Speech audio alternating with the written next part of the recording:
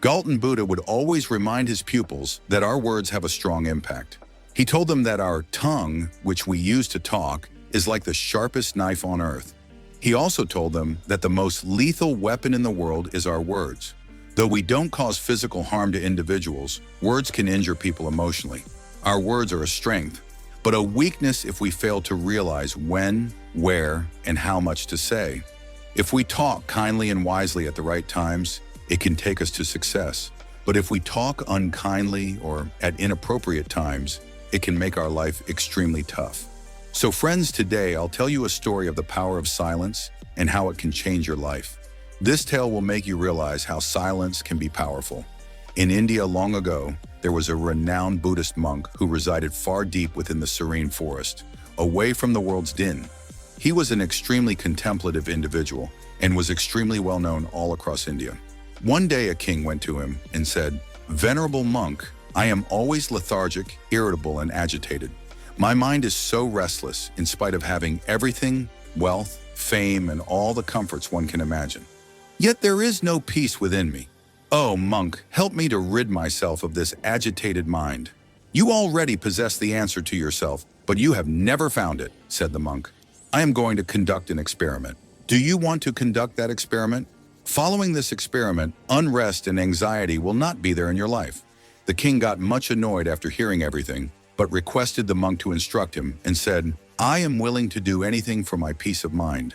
Then the monk responded in a peaceful tone, "For the next 15 days you will reside in my monastery and live like an ordinary human being. During these 15 days you will sit by yourself in silence and talk as little as possible." The king consented to the plan of the monk. On the first day, he found his thoughts were more fidgety than ever before.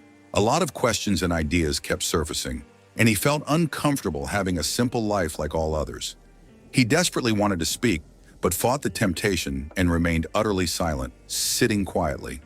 But as the evening progressed, he started feeling an unusual calm and happiness. He was perplexed by this feeling because he didn't know why his restlessness was vanishing. The next day, the king again devoted time to himself, observing nature, flowers, plants, and birds in the sky. For the first time, he really enjoyed the beauty of nature around him. He was able to see and relate to the natural world around him. 10 days passed, and all the inner turmoil and disorder in his mind slowly disappeared. On the 12th day, he started going into profound meditation. While his eyes were closing on their own, he closed his eyes and went into a state of profound meditation, and his mind was free from anxiety. The king felt very deep peace of mind. Having spent the previous 3 days in profound meditation, he went to the Buddhist monk and said, "Respected monk, I've realized why my mind was so disturbed." He said, "When I realized why my mind was so preoccupied and disturbed," the monk inquired, "share with me what you've understood." The king said, "Previously, I would speak excessively and invest a great deal of energy on people and frequently think adversely about them. This excessive speaking and negative thoughts wasted my time and disturbed my mind. Due to this attitude, I was unable to work effectively, and I began to fail in nearly everything. These repeated failures made me even more depressed and easily irritated. It kept on disturbing my life. But these 15 days were a turning point. Now I feel that I am actually living life to its fullest, and I understood that prior to this, I was doing it the wrong way. And I understood that we don't need to force meditation. It comes naturally." The Buddhist monk said that it's not only the king. A lot of people in the world also speak too much. Even today, lots of people employ speech to damage others, and this excessive speech is still generating issues in their life. The monk told the king why being silent was so important. He gave an example of a student who asked Gautama Buddha one day why he was quiet most of the time. Buddha said, "I remain quiet to go deep inside myself." Silence is the key to really knowing yourself. Without silence, there can be no self-knowledge. So the first step is to remain silent. Speak only when required, and you will notice that the majority of our conversation, around 90%, is detrimental. It would have been better if individuals did not speak excessively. It could have cut down on around 90% of the issues. When individuals become silent, there are fewer quarrels, less restlessness, and less bickering. If both of them learn to remain silent, most issues in the world would be prevented. An individual who knows the importance of silence can remain calm even in a crowded environment. Being alone can be like heaven. The company of others can sometimes make us uncomfortable. It's important to start by finding peace within yourself and embracing silence, allowing your inner energy to flow. Call your thoughts to lie down. If you wake up and you are troubled by the presence of other people, you should close your eyes and get back to being one with yourself. You'll have a feel of freshness within yourself because that's where your life begins. It's not in anyone else. It's from the same place as you. When nobody else can bring you inside, then you have to go there yourself. So look inside because you are the absolute sovereign of your inner world. That's where life starts and that's where joy is created. When you examine in yourself, you'll find the depths of life and even brush against the idea of death. This inner pilgrimage is like seeing your own life experience twists and turns, like the sun rising and setting.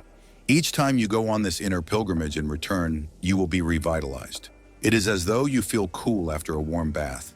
Similarly, if one sits down for a while and just remains quiet, analyzing their thoughts, they tend to feel happier and calmer subsequently.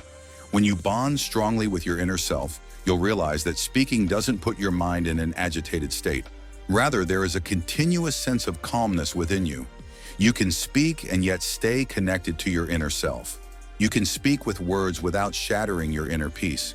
When you do that, your words will be of a lovely quality, like music, and everything will harmonize. If you talk like this, you will affect people deeply. As you keep an inner silence, you begin to access a deep inner power and gain freedom from the pressures of society. You will experience an unparalleled sense of joy in life.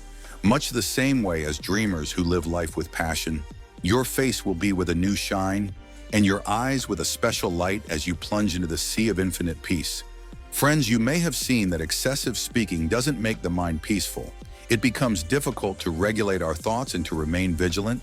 Individuals who speak a lot cannot stay focused on a single activity due to this. They are unable to devote their entire attention to achieving their objectives and consequently miss out on comprehending the real meaning of life, hence finding it harder to achieve their sought-after success. In addition, you might have also realized that individuals who speak a lot may get teased by others, and those who speak less and stand by their words will earn respect from others because people tend to pay attention to what someone says and trust their words. However, a person with a troubled mind typically finds it hard to succeed because they lack genuine interest in their work. True intelligence lies in knowing when, where, and what to say, and those who develop this skill tend to succeed in various situations. A less talkative person becomes the focus of attention and is successful in most endeavors. When we look